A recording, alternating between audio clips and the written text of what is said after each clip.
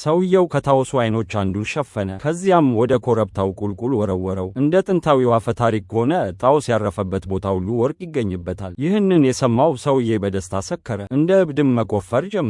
በዚያ አካባቢ ያለውን ሳር በሙሉ ነቃቀለው። ለሰዓታት ደክሞ ቢቆፍርም በአፈሩ ውስጥ ምንም አይነት የወርቅ ፍንጭ አላገኘም።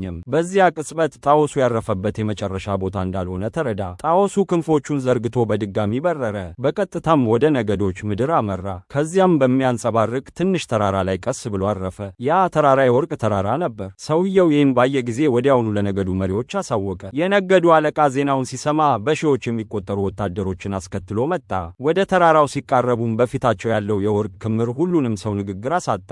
አንድ ወታደር ራሱን መቆጣጠር አቅቶት በቀጥታ ወደ ወርቁ ተራራ ሮጠ።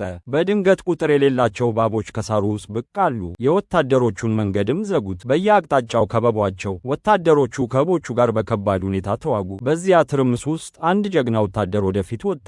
እሱ በጣም የተረጋጋ ነበር። ሊያጠቃው የመጣውን የእባቦች ንጉሥ ይዞ አንገቱን ቀነጠበው። ከዚያም ልዩ መድኃኒት በዙሪያቸው በተነው። የቀሩት እባቦች ወደ ኋላ አፈገፈጉ። ነገር ግን ጀግናው ወታደር አንድ ነገር ያውቅ ነበር። ይህ ውድ ሀብት በእባቦች ዘር የሚጠበቅ ነው። ወርቁን ሙሉ በሙሉ የግሉ ለማድረግ ከፈለገ የእባቦቹን ንግሥት ሜዱሳን መጋፈጥ ነበረበት።